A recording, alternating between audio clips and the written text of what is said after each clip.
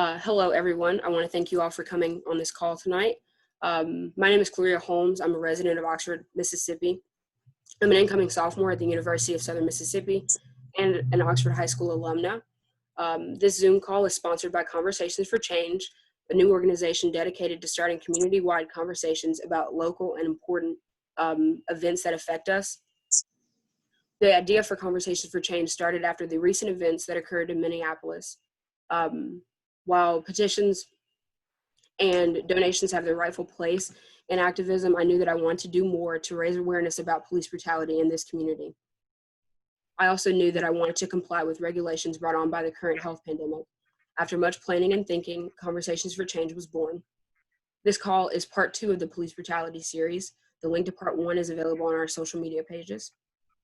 Today, we are joined by 5 of our 6 previous panelists. We have Dr. Alfred Hall. He's a local pastor at Philadelphia Missionary Baptist Church. We have Mark Bell. He's a civil rights activist. We have Catherine Brown. She's an OHS English teacher.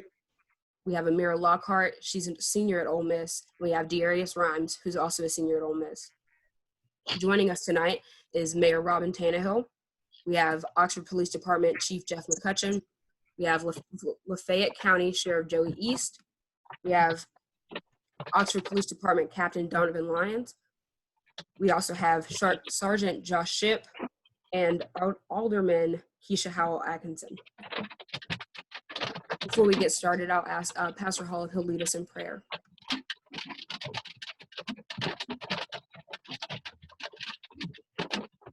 Thank you. I'm not sure what there's quite a bit of background noise. Let us pause for a word of prayer. Dear Lord, we thank you for this moment. We thank you for this gathering. We thank you for this privilege and opportunity we have to assemble together once again in your name. We thank you for our city and county. We thank you for our leadership. And we thank you for the advocacy and the vision of Sister Holmes and all of those who've come to be a part of this conversation for change. Father God, regardless of what the present situation may be, we come to acknowledge that things can always be improved. And we seek you for wisdom and guidance to help us move together, to be on one accord with one another, that we may be on one accord with you, to be led by you, to make decisions and take actions that are right and pleasing in your sight. Father, as we come today to advocate for all, we ask that you continue to just bless us with your presence and continue to lead and guide us every step of the way. We ask all of these blessings in your son Jesus' name we pray. Amen. Yeah.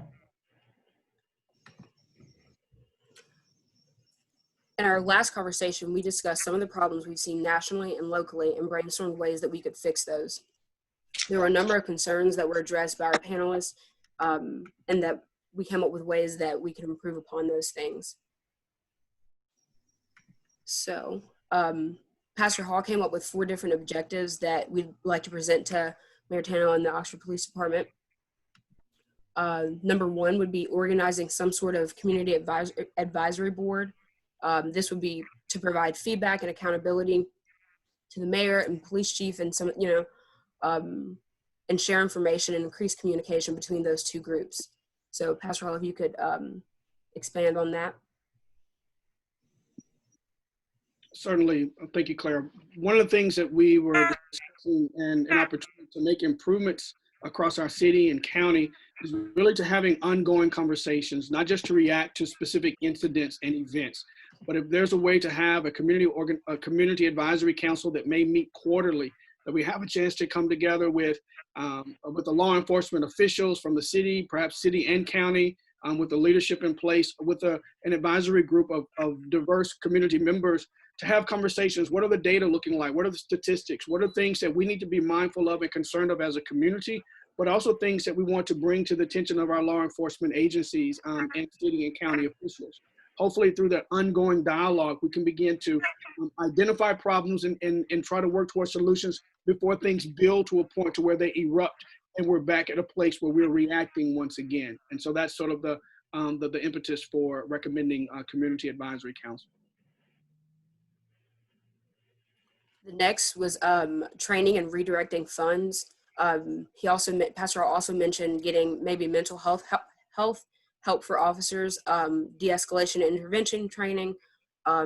Is it being done, and if so, how often? diversity and inclusion and unconscious bias training for cops. Pastor Hall, if you could speak on that as well. Certainly. Thanks again, Claire. One of the things is we're watching in different actions and strategies that are being posed across the country. And one that is somewhat concerning is looking at defunding police departments and forces. We sort of get and understand in terms of the implications of that. What we're proposing and maybe asking for consideration is, one, is to ensure that appropriate mental health counseling and support is being provided to our law enforcement teams, again, city and county. Things may already be happening. If they are happening, let's communicate what is happening in terms of they deal with stresses all day on their shifts. And by and large, ultimately at the end of the day, everyone wants to go home to their families at the end of their shift. And we want that for our law enforcement officers as well. But through that, through the acts of trauma that they experience, everything that it has a long-lasting impact and effect on the mindset of officers who are working in the heat of the moment. And so with steady and prevalent mental health counseling and support that can be offered and provided, recommended, and in some cases required to sort of make sure that we maintain the overall health and wellness of our officers. The other aspects regarding training, certainly, again, these may be things that are already in place, but it can be an opportunity to inform the community of the types of training that our officers are experiencing, which would include de-escalation and appropriate interventions of incidents in terms of how can we inform the community of how to properly engage our officers. I know we've done some things at our church where we brought out officers in the past to sort of work with and try to create the type of communication that we want our young adults and teenagers and what have you to have. But it's also appropriate for us to know the type of training that our officers are receiving so that we can be informed that here's how they're prepared to handle a certain incident. The more we are aware, the better we can make sure we can properly address them. And then the last recommendation centers around training for diversity, inclusion, and unconscious bias. Again, we're not assuming that this is not happening at all, but again, the point would be identifying and sharing what is happening, and can that take place on a consistent basis. It's not just a one-time treatment that's going to solve a lifelong development of unconscious bias that we all carry in our respective roles and with responsibilities. But with ongoing work and support towards those efforts, again, combined with community-wide awareness, ongoing communication, we believe that can strengthen the relationships to help us sustain the good work that's taking place in our community, but to make necessary improvements that are needed as well. Thank you, Pastor Hall. Dr. Lowe, who's not on this call with us, and Kaki, who both teach at the high school, focus more on the education aspect of the problem. And so what they thought of was educating our community and even the youth through the schools and getting officers more involved with them. And then also equipping teachers with the knowledge to have these kinds of conversations with their students. So in case something arises, they know they have the language for it. Kaki, if you'd like to say anything else.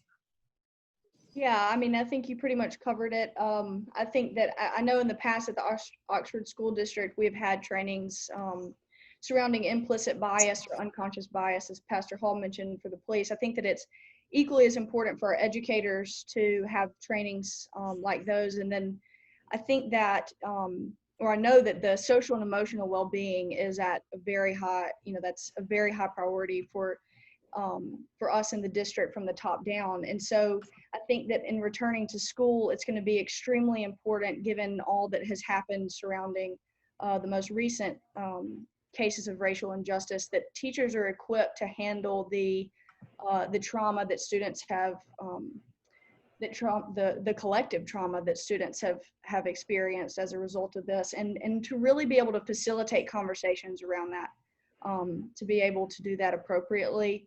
And in an educational way. The classroom is a great place to have those conversations. And so training for teachers, and then that in turn, educates our students. And then we have a peer wellness group that one of my colleagues, Meg Hayden, and I, and Claire was actually one of our first members. But we feel it's really important for that group of students to be trained in regards to the ways to facilitate these conversations so that they can go into the classrooms and also educate their peers. So I think that all of that is the direction we want to move, pretty quickly in the education world. Civil rights activist Mark Bell went the more economic route, and he talked about bringing more jobs and enhancing the overall quality of life in Oxford. Mr. Bell, would you like to comment on that?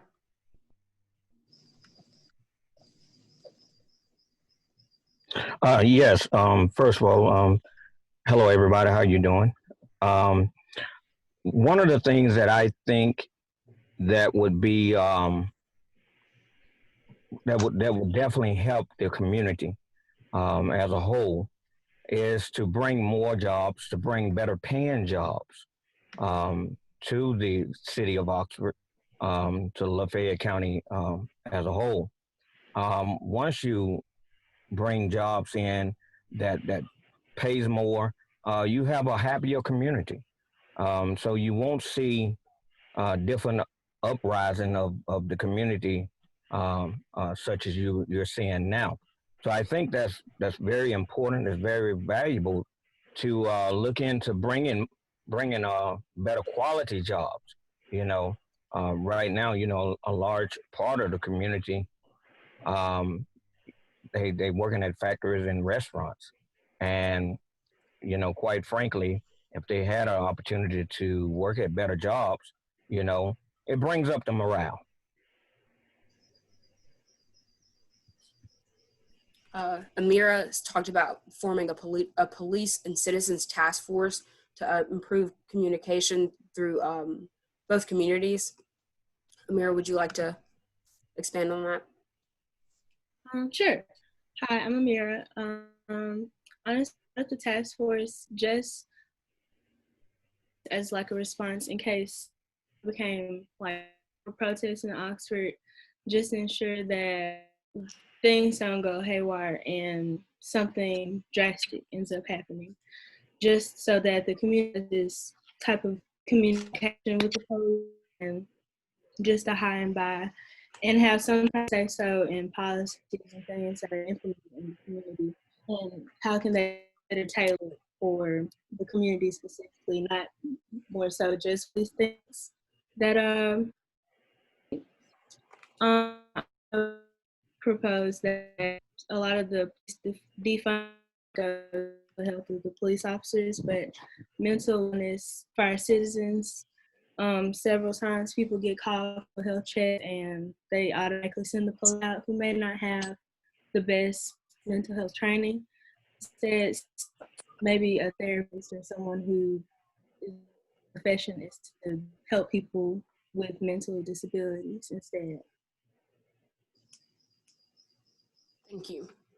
And then Darius talked about breaking down some of the barriers that we have in this town, mainly just talking about intentional involvement with the community and law enforcement. So making sure that law enforcement is, intentionally at events and that we see their presence, but we also know them past just their badge. So Darius, is there anything else that you want to add to that? Yes. So, like I said in the previous panel call, I realized it in my school activities that if I wanted to break down social barriers, I had to do it within my own community first. And so, even it's not just a racial thing, right? Even within our own, my own race, we have to break down barriers in order to become closer, or just to know that we feel the same. And so, as it relates to what's going on in society now, I feel that one of the main important things for us to do is break down that barrier, whether it's a formal event or just seeing each other at Walmart or in the community. And as it relates to intentional involvement, specifically, I like to see like Mayor Tannehill. I would love to see you on campus, like at certain especially the special like events that we have, or like seeing that you are behind the community of us who would like to get the statue down on campus. but just knowing like where people stand on these social issues. I would like to see OPD on campus more, like have initiatives or do things where they're more community involved. And when I say community involved, I don't just mean Oxford, but the university as well, because when I'm on campus, I feel safe with UPD.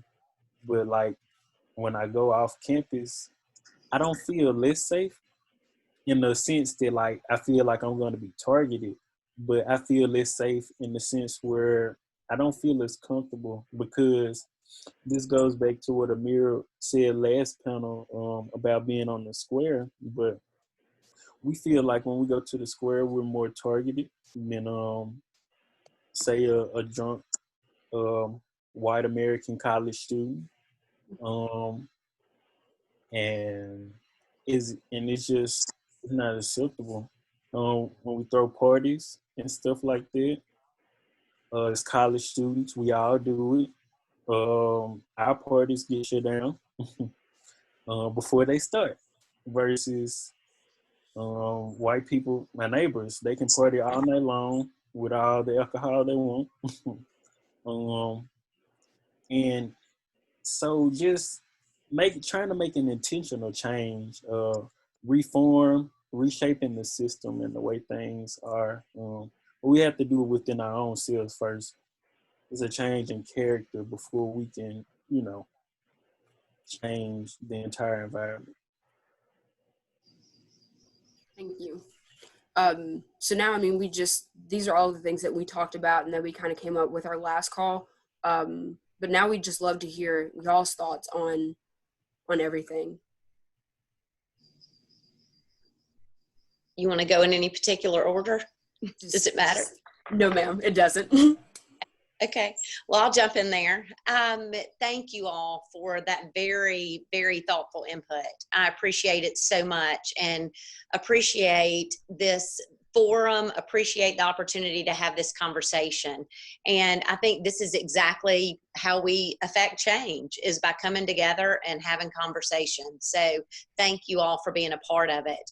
The first thing that I will address, I know that Chief McCutcheon and Sheriff East can certainly give you more information on all of the training and things much more effectively than I can. But the first that Pastor Hall mentioned about organizing a community advisory board, we would love that. We have actually gotten groups together and tried to do that numerous times over the past 5 years. We have gotten groups together that have met once, and it just folks, when Sheriff East was Chief East, he and I met with a group probably 5 years ago, and we've done that again several times, and Chief McCutcheon and I have as well, but we couldn't really get people to buy in to say, yeah, I want to do that. We have met with different neighborhoods that would like to have a neighborhood association that we have recently annexed. Brittany Woods is one of the neighborhoods that we have tried to coordinate not necessarily, just kind of a neighborhood association to be able to have these conversations, to be able to say, hey, I've said to several residents, hey, I'll bring the coffee. But if you would have a few of your friends over to ask questions that they're not going to come to City Hall and ask, but that they would like to know the answers to, we are so open to that. And Pastor Hall, I would love it if you would help us coordinate a community advisory board. I think it's critical that we have these ongoing conversations and that we identify those problems. And Pastor Hall's heard me say this before when we meet with the TOMB group occasionally, that I want us to get to a point where when something happens, you say, oh, I've got her cell phone number, let me call her. It's not well, I wonder what position they're going to take, and I wonder what the approach will be from the city. And that only happens when you have relationships. And I think that would be wonderful, and know that we are very open, and I'm speaking for Chief McCutcheon as well, but that, we are very open to having a community advisory board and have desired that for a while. So any assistance that you can give us in establishing that, we would certainly be appreciative of. I'll let. Thank you, Mayor. I'll be happy to carry that message and to assist with the development of that very soon. Great.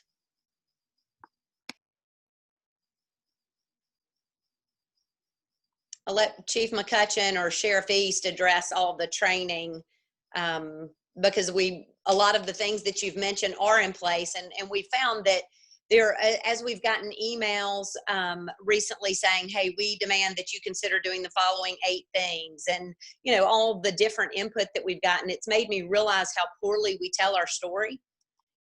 I mean, there's so many things that we have done for so many years, but yeah, I don't know how I think you would know it. I mean, you wouldn't, because we haven't told our story well. And so that's something that we need your help with as well. So Chief McCutcheon and Donovan, do y'all want to catch everybody up on what our training looks like?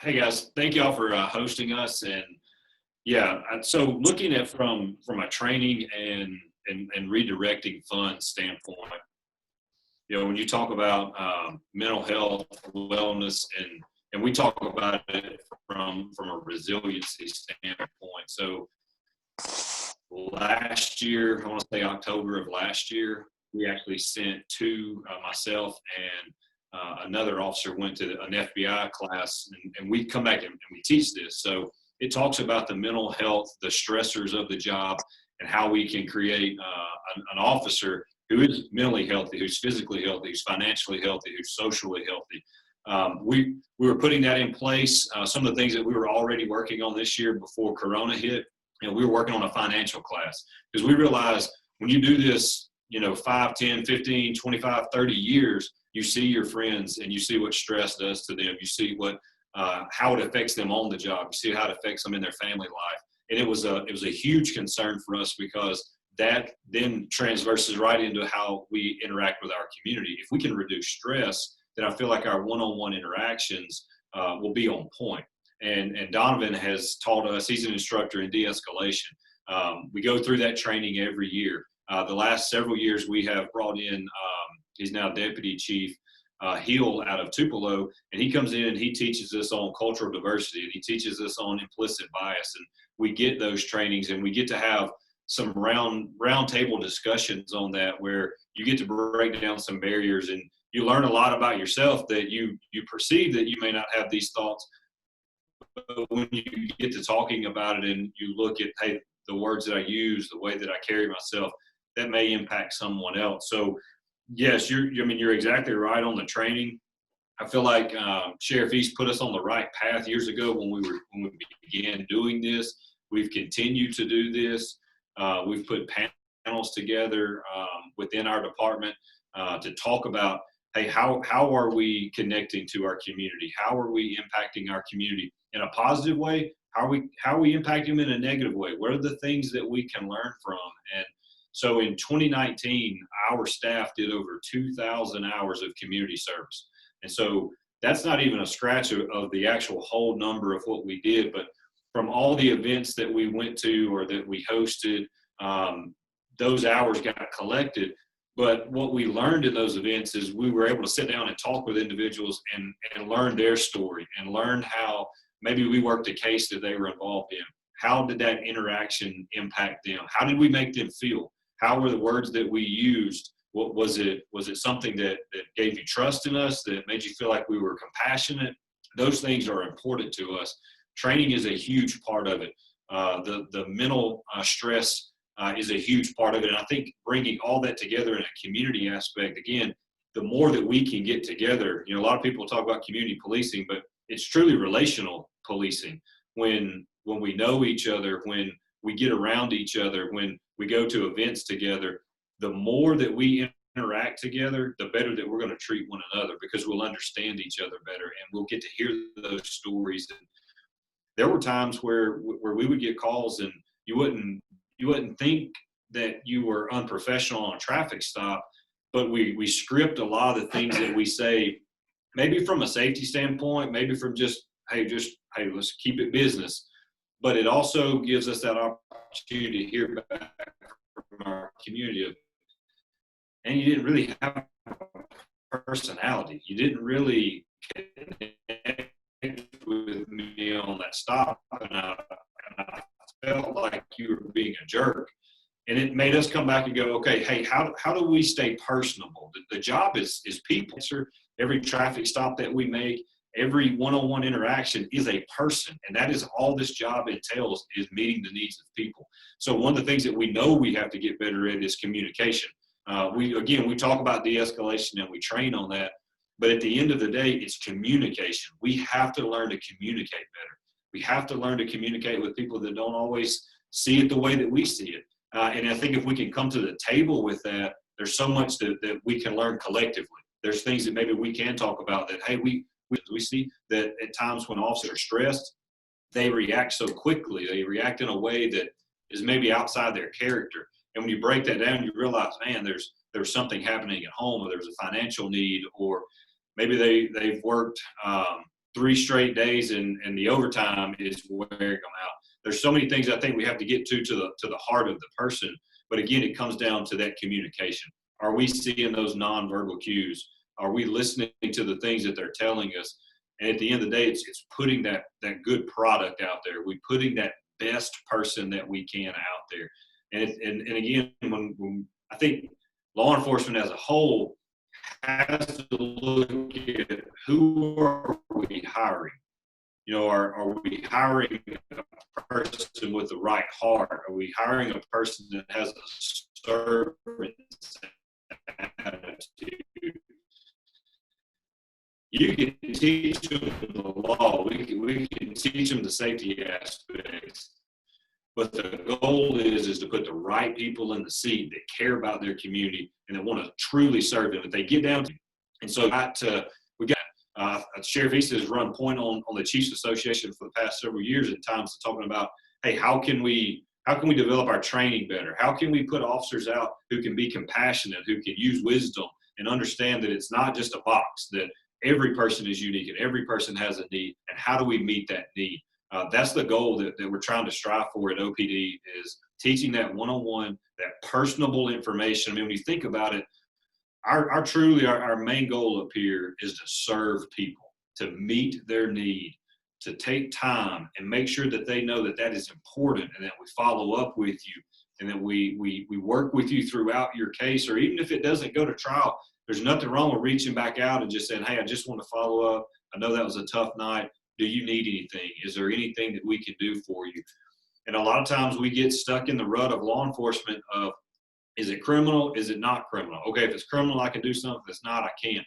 But there's so many needs that we can meet, and we have so many partners in our community that we've got to be able to find that way to, hey, how do I interject? How do I help? How can I meet this need? How can I get this family crisis involved? Or maybe how can I get someone on campus to help with this?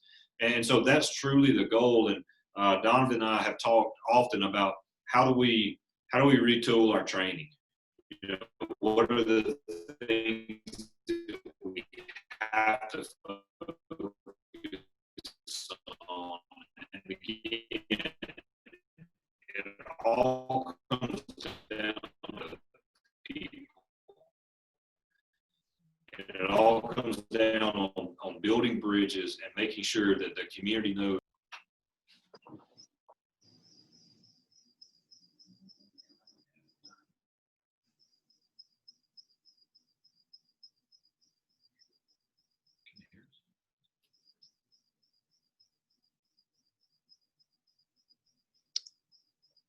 I know that Donovan is there with Chief McCutcheon, and Chief, your voice was breaking up a lot during your, did everybody hear it that way where it was breaking up, or was it just on mine? Okay.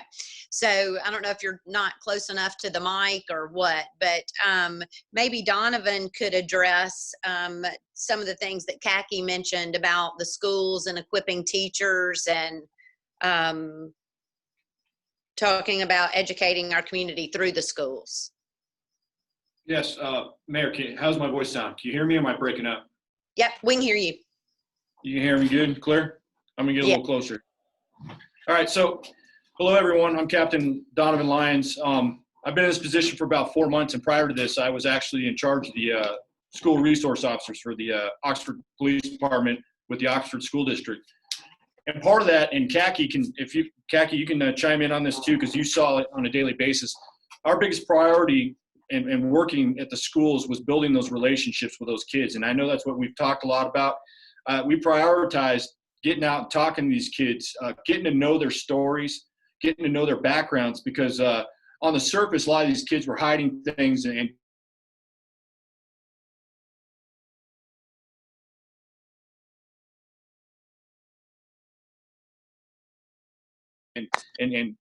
taking it made a huge difference in the high school with our officers. And I made sure that we brought in officers that were, I don't want to use a cliche term, people, persons, but they were able to come in there and build those relationships with those kids at every grade level.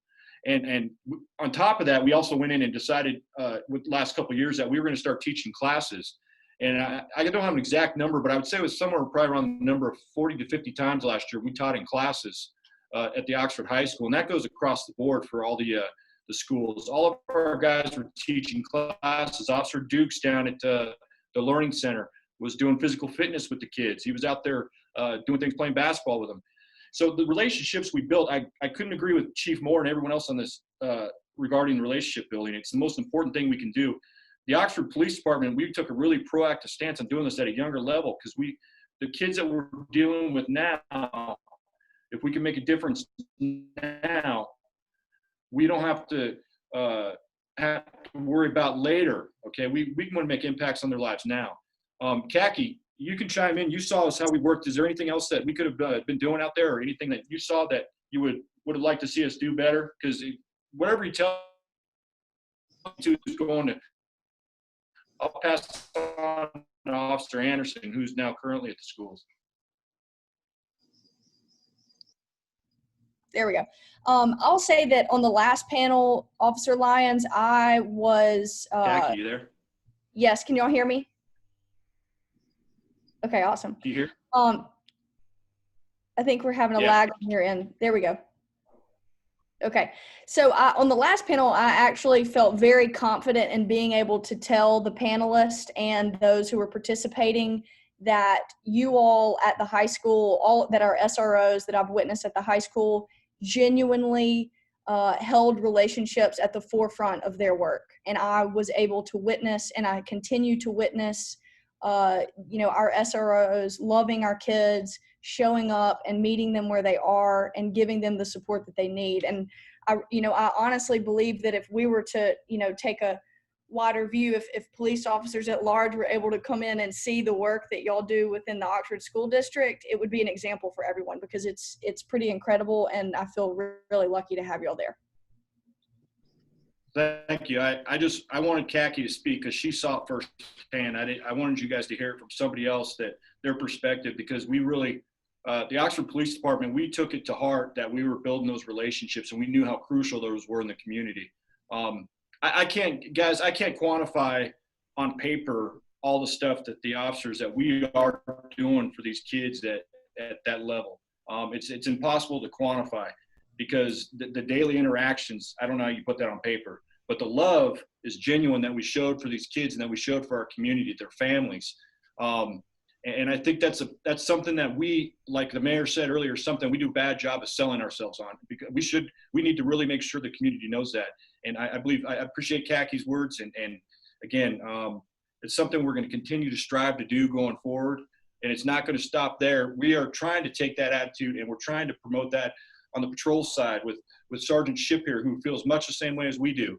And that's building those relationships out in the community, because that it de-escalates, and that goes back to de-escalation training. Part of the de-escalation training is that we have credibility in the community. If you don't have credibility, like a teacher wouldn't have credibility with their students, the students don't take that person seriously. And the same thing goes in for our community, okay? If we have that credibility with our community, that they think we're good people, and they believe that we have good heart with good intentions, the battle's already won. Because you can get so much more out of that with the love and respect from the people that you show them than you can with anything else. And we've realized that. Sergeant Ship, if he would like to speak on that from his perspective, could probably give us a different perspective from patrol side. Yes, I can add on to that. It's really no different. It's just an extension of what they're doing, and we're just taking out into a community and dealing with a different population of people. But at the end of the day, the relationships that you build in the community is what you rely on. The community trusts us. We can post somebody on social media and the community trusts that, hey, we can go and give them this information, and they want to be a part of us and they want to help us solve crimes. There's tons of just different interactions where people are so willing to help us.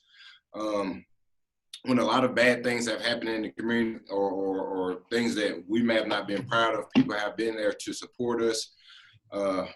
Just today, I received a message on Facebook of a gentleman that I arrested. You know, it's probably 5 or 6 years ago, stuff that I don't even remember.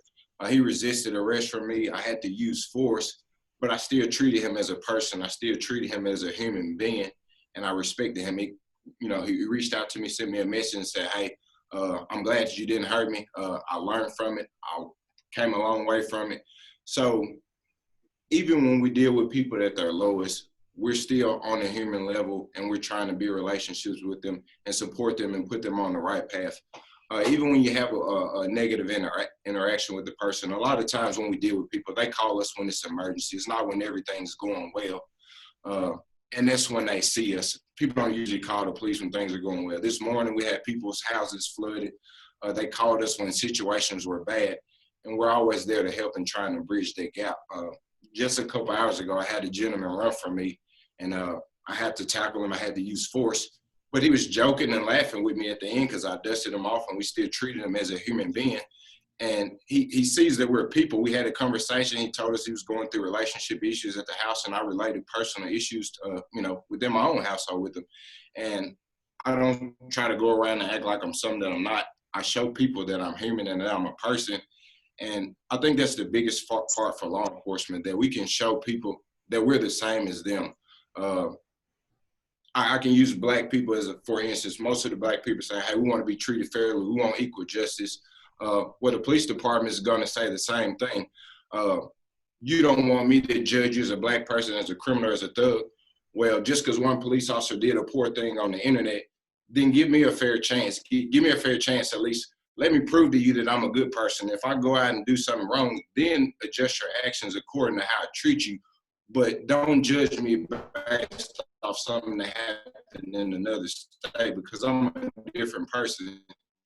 And I think that's the respect and the two-way street that we're trying to lead.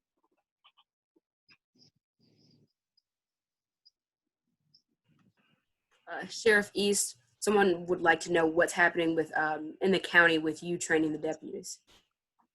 Oh, okay. Thank you for let me been here. Well, y'all know I just got elected, so I've only been here 6 months, and in 6 months we've had COVID, and now we have all this going on. So our training in the past, I don't know a lot about. I don't know that we've had a lot of training in these areas, but we are set up to do training.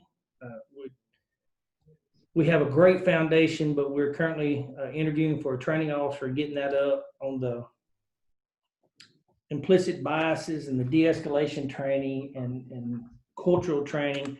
We already have those set up. We're talking to, someone in the outside the community, a retired FBI agent to come in that have actually had the training before, that came in and talked to chiefs of police. And so we're on our road to get there.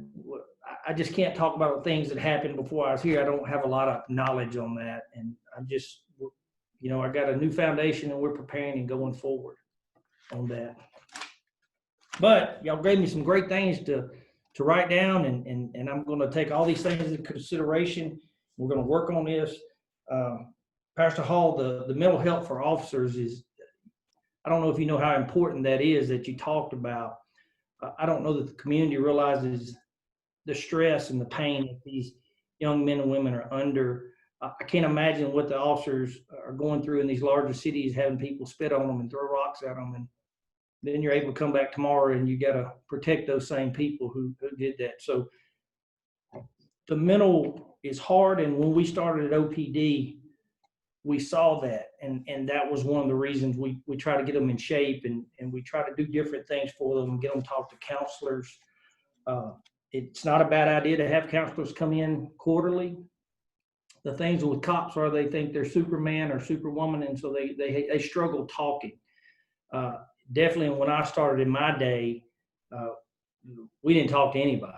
I mean, that wasn't the culture. The culture's changing. It's getting better. We're getting these young men the help they need, and we're breaking those barriers down. It's kind of like a drug addict. Used to, there's no help for a drug addict. Now it's not a bad thing. It's just people get sick. And so we're breaking barriers down. We're learning. I can't tell you how much I appreciate this. A lot of stuff that we got. So, but to answer your question about training and not run on is, I've got a lot of notes here. There's a lot of things we want to continue to do. The education on constitutional rights to make sure officers know what they can and can't do, what their limits are. I will say this, that de-escalation in the county is a little different. When I was the chief, I had 80 officers in 26 square miles. Now that I'm the sheriff, I have 40 officers in 670 square miles. So one officer pretty much is going to learn de-escalation training pretty quick on his own or her own out here dealing with, they don't have any backup. They're by themselves. So these men and women over here do a phenomenal job of talking to people, maybe because it's out of fear, maybe it's because they realize their closest backup could be 30 minutes away from them, but they do really good. The thing that we don't do a good job of is articulate those things. And those are places we're going to learn on how to articulate that. A lot of times we write a report, they resisted, we tased, or we did something, and we don't really put in there what all happened that led up to that, how I talked to them, how I try to get them to get down, how I try to talk to their family members. So we learn something new every day, and meetings like this is how we do it. And again, I appreciate y'all. And I'll answer any other questions that you'd like for me to. This question comes in, and it's something that Sergeant Shipp just touched on. It says, with seeing everything occurring in the country with police brutality, there's always the discussion of good cop versus bad cop. How do you react to a bad cop, and what would you do in a situation where you see your colleagues abusing power as an officer?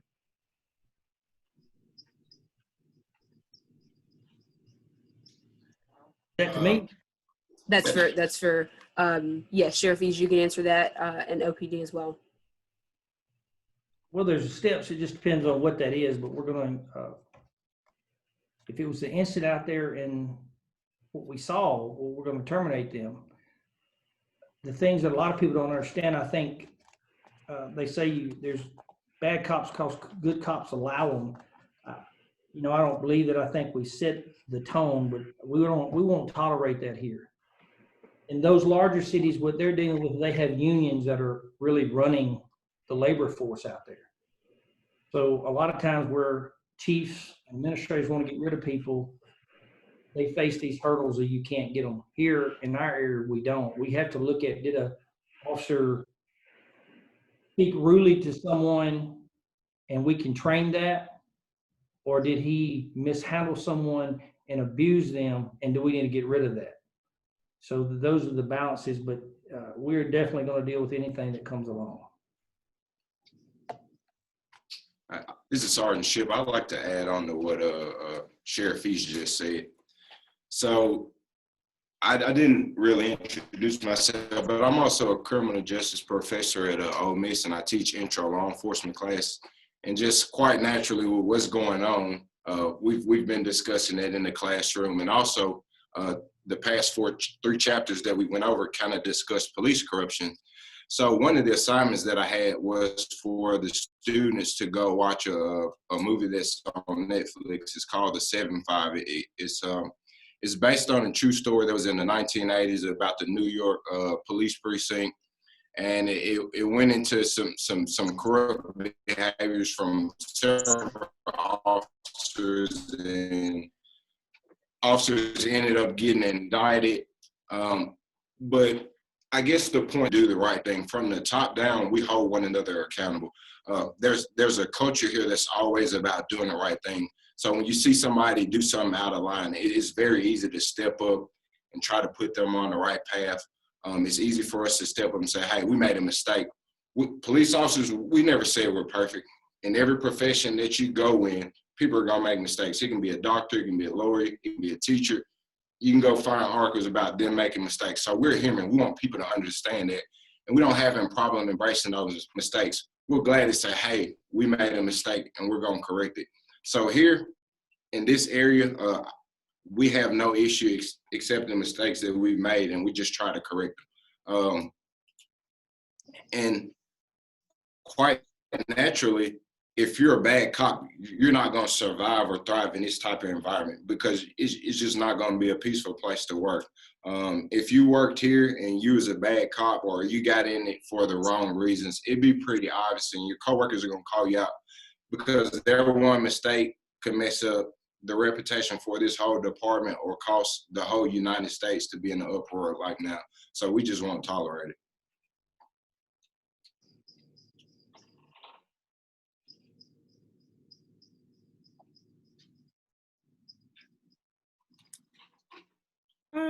I have a comment towards the police department. I heard what y'all were saying about better screening, and I completely agree that there needs to be a better police screening process. For one, there should be something that does not allow a police officer to come from South Haven and then moves to Oxford after being fired from their position in South Haven for several racially charged incidents and continue their career in Oxford, because they're not going to do anything but the same thing in Oxford. So, and also the whole good cop and bad cop thing. Other professions do not rely on police officers to protect and serve them. So it is imperative that all police officers are good police officers. And if you as a police officer recognize that someone is not doing their job, maybe you should help and take more steps to ensure that they are not endangering the lives of citizens. And that's just all I have to say about that. Thank you all, though, for your time and that discussion. Alderman Howell Atkinson, do you have anything to add regarding the solutions that we had or anything that's been said thus far? Yeah.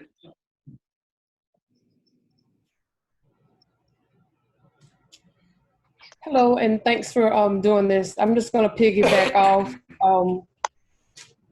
what the officers and the mayor said. I just agree that we need to be more transparent in our policing and like we've always said, just tell their story and let the community know what they are already doing, and the community needs to let us know and let them know what they can do better.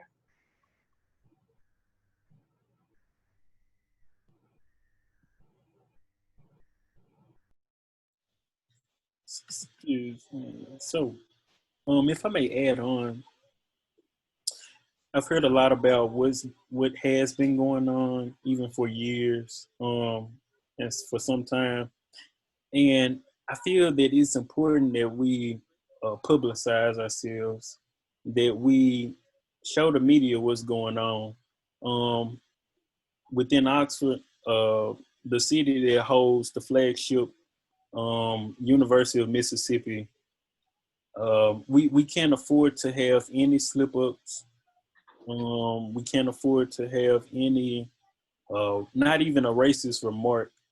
And especially in this time when like Black Lives Matter is a major move that's going on right now, it's more important for us to publicize outside of Oxford what we're doing. Like I said, I feel more comfortable with UPD, but I still do trust OPD, right? And so, like y'all said, y'all do a good job. No such thing as bad cops in this area. But what you all are doing, what works for y'all, there needs to be publicized throughout Mississippi. Like, it needs to be publicized to a point where other cops can learn from y'all. Y'all can help build up other cops. I don't know if it's gonna be like a conferences we have to start. Y'all can start. Like, think big, think outside of the box. And like you said, y'all human, we all human. Just like y'all might have a situation where y'all might not be feeling the best and you handle a situation wrong. You know, someone who you handle, you know, even if you're handling them the right way, they might be having a bad day. Even if they're on the square trying to have a good time and change the narrative for them. they might be having a bad day. And so, even the slightest thing, I think we just have to work together, atmosphere of love and all of that to, just create a better society.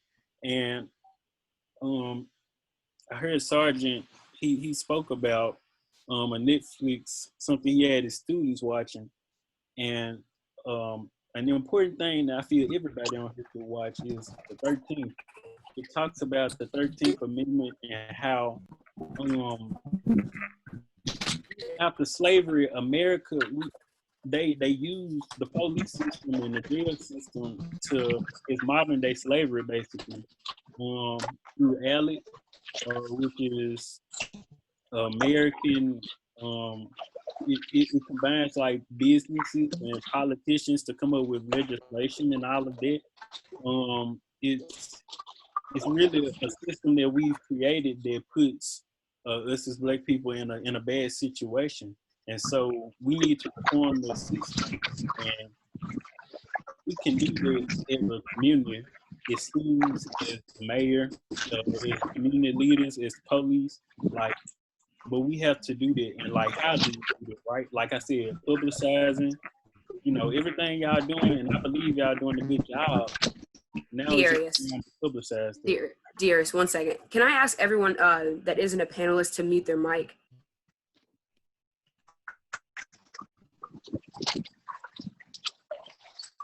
Okay, thank you. We're just getting a lot of background noise. And we can't hear the panelists speaking. Okay, dearest, continue, please. Can everyone mute their mics, please? Okay, thank you. Continue. So like I was saying, it's just time to publicize it. Like, we can be the change that needs to happen, right? Like, and I went to the protest that we had, the first one. Like I said, intentional involvement. Instead of standing around, on the sidewalks, it's been protests where, like the police intervened. It would have been awesome to have one of you all come up on the podium and say something about how you feel, because like you said, we're all human. We have this, like we have the right feelings and all of that, but we have to publicize. We have to speak out. Like we have to say how we feel so people won't judge you, right? One thing that I said on the previous call, a lot of times with racism, with Black people, if we, I know me, if I don't get a vibe that you're racist, I won't feel that way. But if I do get that vibe, then it's an automatic click that makes me, I'm more cautious, right? And that's for me. But for other Black people, because of racism and white privilege, it might be a built-up hatred that they have already just because of everything that's going on, right? We can see it with all the rioting and all of that. And so, just all the passive things. We once we can knock all of this stuff out the way, like Black people not being able to rent out the lyric for like simple events, it's like a passive thing that it doesn't add up to like allow for us to have like a welcoming feeling here, not to like, it's just a lot of other things that we need to reform, and we can do it. Like police, mayor, like I said, student, all of that. But this is much as I have to say for right now. I have a question for OPD and Sheriff East. One of the community members would like to know what mechanisms the city and county police departments have for evaluating and getting feedback on their initiatives and efforts.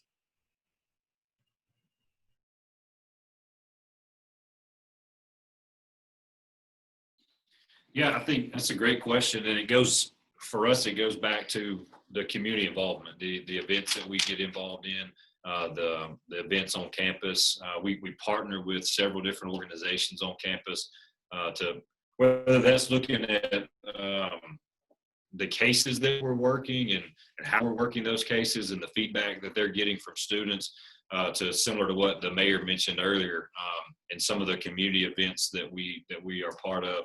And again, that's a lot of just feedback, of being able to sit back and listen and hearing from stories. But it's building that relational police department to where it's personable. And so that we know individuals, and then individuals know us, so that we can get, as what we spoke on previously, it's getting together more and getting those conversations going and that dialogue back and forth. Yes, ma'am. We don't really have a great device. I don't know. That's something that I would throw out there that would be a better way for us to do that. We have, like Chief said, we do have programs and we have events, and everyone that comes to those events are glad they're happening. But I don't know about our everyday interaction. We're developing or we will soon go live with an app that will be more interactive for our students and our community it'll be anonymous. They can give us feedback now through the app.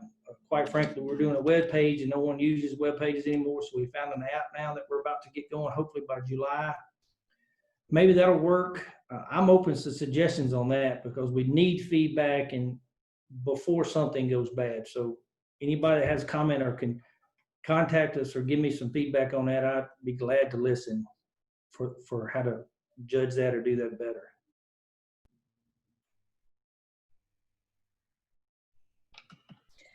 That could be an important task for our community group that Pastor Hall and Mayor Tannehill, well, all of us have been speaking of. I think that could be something, a first step for that group. Yes, ma'am. Figure out a good device. Yeah, also think about this. Pastor Hall brought up the training and how do we let the community know that? That would be a great thing. Do you put that on the website? Do you tell this committee? How do you get that out to reassure them that you've had it? And I don't know. Those are things that I'd look for each of you to come up with and give us some ideas, because my idea may not be the majority of the community and what they think would be the best way to get it out there. So I love helping that too. One thing that OPD does that we've done it for so long now, started with Sheriff East, who was Chief East, that certainly is a huge accountability factor for us is body cameras. Every officer has a body camera.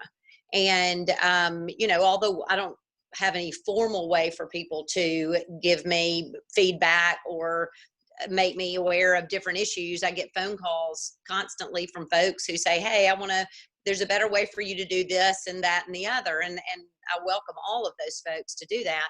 And some of those are regarding police stops. And, it's a beautiful thing to be able, there's no question about how it went down because it's all on video.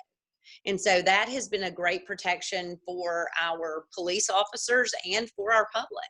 It is, and Chief McCutcheon will randomly pull arrest stops and that kind of thing. So we don't have to just get a complaint to go and look at them, but he is constantly checking to make sure that we are doing things the right way. So I think that's important for our community to know that we have been wearing body cameras for, I don't know how long, Joey, Jeff, 5 years, 6 years, longer than I've been mayor. We did not have them on everyone, maybe just patrol for a period of time, but now everyone has a body camera, including the chief.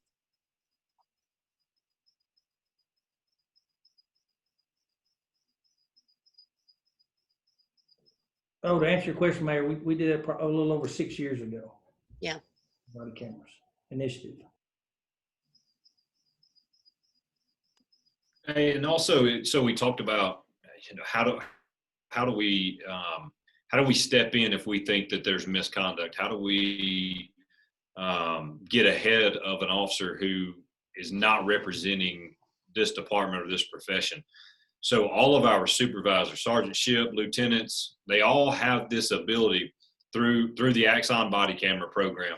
They log into the website and then they click the performance review, and it gives them a random video to watch. They have no idea who the officer is going to be. And so every week, every member of our command staff and then our lieutenants and sergeants on patrol, we're trying to do a minimum of 5 every week for every person.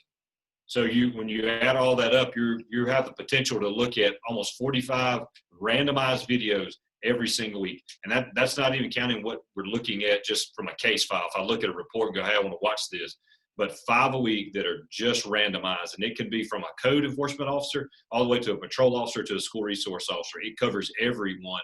And all those videos are accessed by any supervisor.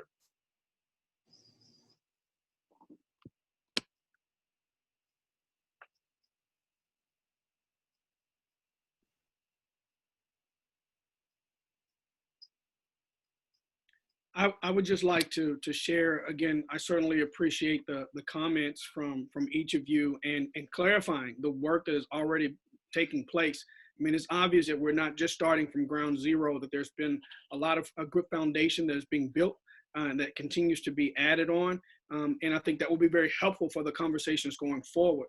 What I'm most proud of in having Claire organize this conversation is that this is the beginning of what we hope to be others, whether it's in the form of a community advisory board, which I hope that we're able to do so. That in itself, again, enhances the communication and accountability, and not just with our elected officials and our officers, but also accountability for the community. That's also an opportunity for the officers to share, look, we're having a problem in this neighborhood. We need this neighborhood to come together. We need the pastors and other community advocates to really help us with this neighborhood to address some of the issues that we're seeing. And it goes hand in hand. So we recognize that communication accountability, that goes both ways, and we have to have some responsibility for that as well. Also, as all of you have talked about the relationships, which are so important and vital. And I really appreciate the comments that Ms. Brown mentioned about the work that's taking place in our schools. And we heard Captain Lyons talk about the relationship that were developed with the school resource officers. I think that that conversation has to extend to the training, as she's mentioned, has to also go into the teachers as well. Because what we're also concerned about is that, yes, while our school resource officers are developing good relationships, it's often after the fact, after our students have already been referred for suspension or expulsion, or they're being referred to their alternative school after the teachers have already written them up because issues weren't properly escalated or addressed, or there was some unconscious bias that went into that all of a sudden things escalated in the classroom. In many cases, in some cases, that the adult actually escalates. And so by the time they get to our school resource officers, in many cases, based on the nature of the offense that the student may have committed, then there's an adjudication that takes effect. And then that student already begins, depends on what that age is, already goes into the system. And those are large concerns. And then that adds to the point that Mr. Bell was mentioning about trying to bring in jobs and good paying jobs for our community. But if I come in with a record because of something that I did even when I was in high school or even middle school that affects my ability to get that job, that adds to the stress and the problems that we're having. So it's obvious that we have great structures in place. There's good leadership that is providing that. And we appreciate that and applaud you for the work that you're doing. But as this work goes forward, we have to be willing to scratch below the surface and let the data tell the story in terms of the number of students that are being suspended or referred in these areas. What are the disparities according to race and other demographics that we want to make sure that we're mindful of to be able to tell the story of really what's happening in our community as a whole, and realize that the solutions are the best solutions. I think Sheriff East mentioned that. I don't have the answers to all of that. I don't know if any one of us does, but the best solutions are the ones that we agree upon and that we agree to work on together. And I think that's the promise and the potential of what lies before this community.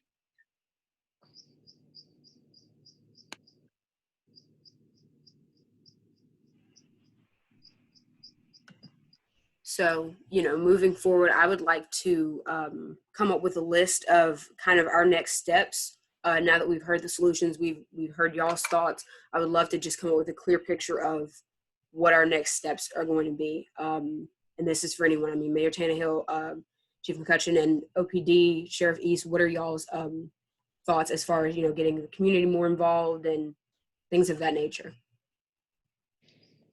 Well, I think that we start by putting into place this community advisory board.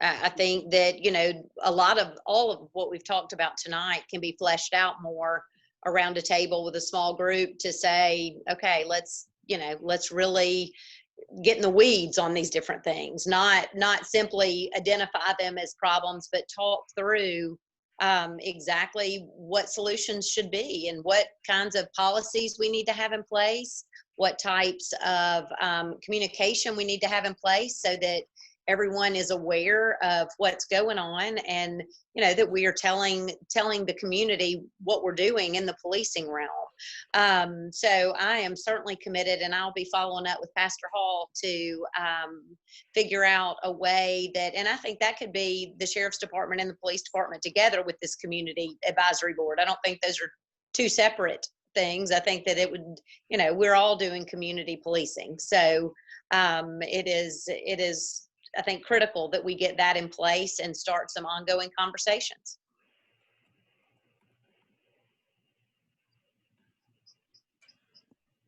Mayor, and I agree. I would love to be able to meet with the panel that's here and to be able to sit down with them, or even individually to be able to set up meetings to come in and meet our staff, meet our command staff, to you guys uniquely hear your own concerns, and we would love to hear those and develop a relationship that goes farther than just this Zoom meeting, but to also have that voice and to hear the things that you're hearing from people in your realm, because that's what's so important, is to bring that back to us. That helps us shape and tweak what we do, but definitely to our students who you guys mentioned you interact a lot with UPD. We would love to sit down and talk to you about the things that we're doing in the community, because it may be something that you want to get plugged into, whether that's Citizens Police Academy, or whether that's coming and doing ride-alongs, or participating in some of our student organizations that we do at the high school or on campus. I think that would be really helpful for us to learn from the student side of it, then to, again, partner back with what we do at OPD. And Darius, I'm going to wait on an invitation to join you at something on campus. I never turn down an opportunity to speak to groups on campus or to work every year when school starts back. I always join the ASB at a tent and give away free pizza and answer questions for students. I'm an open book, probably to a fault. But I will look forward to an opportunity to join any group that you let me know when they're meeting, and I'll be there. Thank you. I definitely will.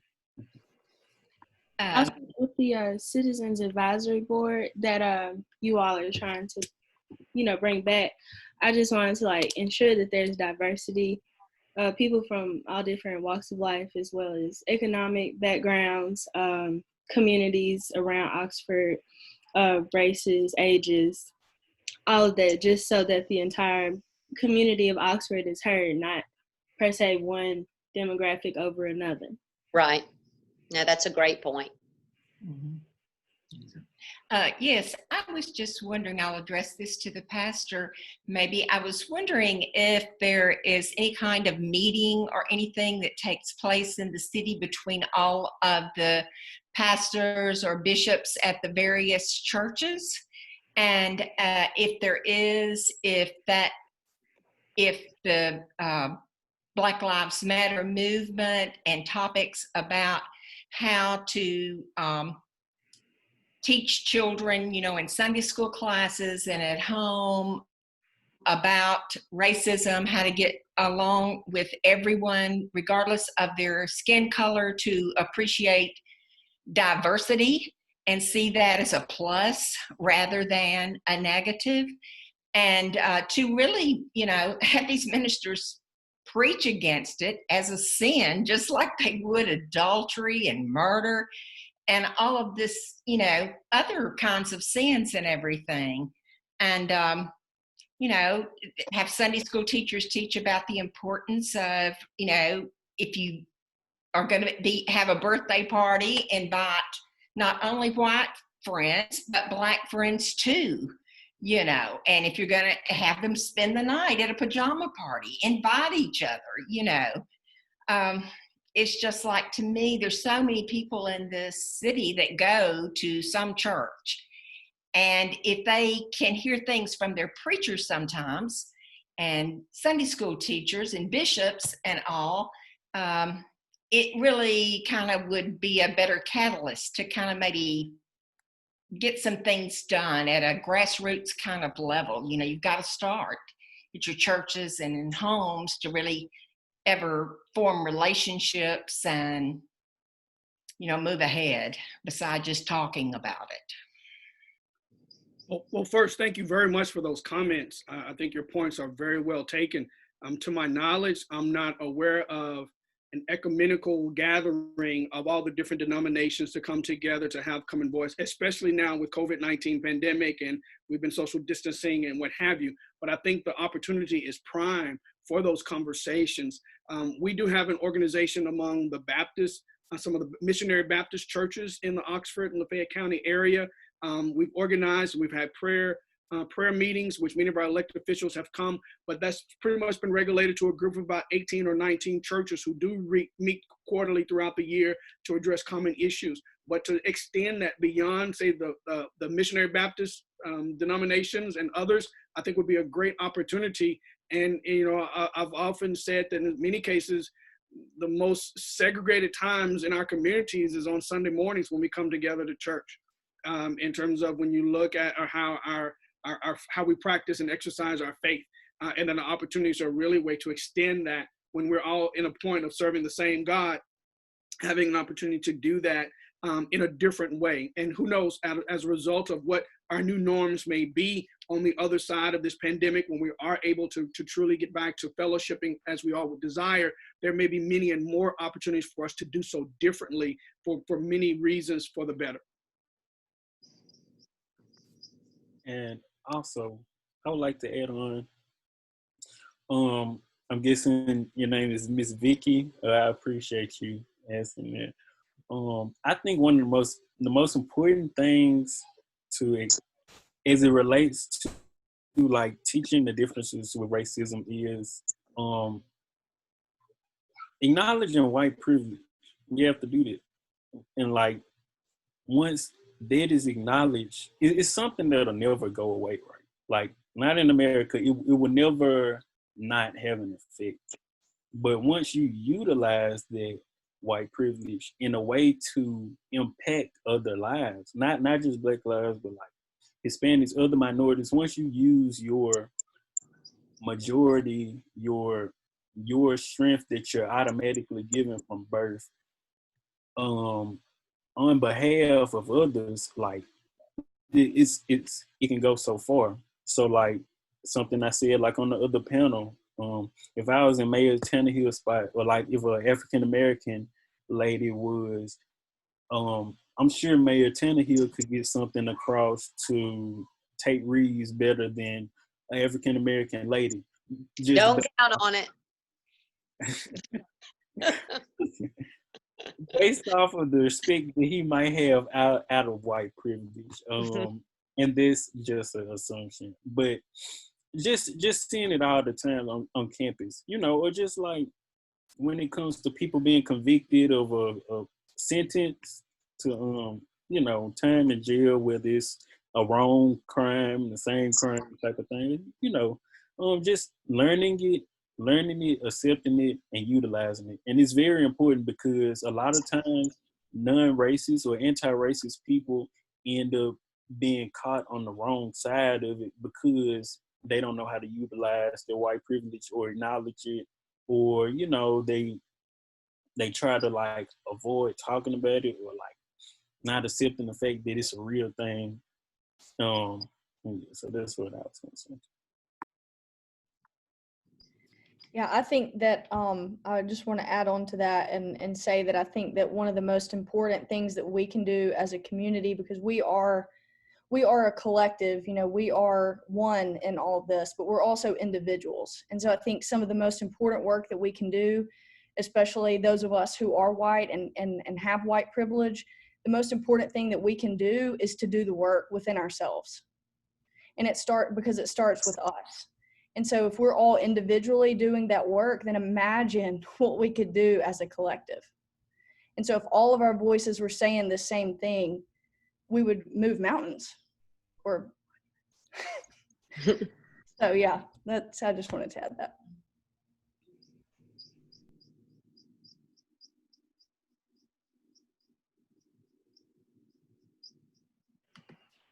Well, I just want to thank everyone for coming tonight. it seems like we've really taken a step in the right direction with trying to form this community advisory board. And I'm very excited for what they have to offer and what things they'll contribute to our community. So again, I want to thank everyone for coming. This call was recorded and will be posted on our social media pages. So keep an eye out for that. But I'd like to thank everyone for coming again, and have a great night. Thank you. Thank you, Claire. Thank you, everyone. Thank you. Thanks everyone. Thank you. Good night. Thanks, everyone.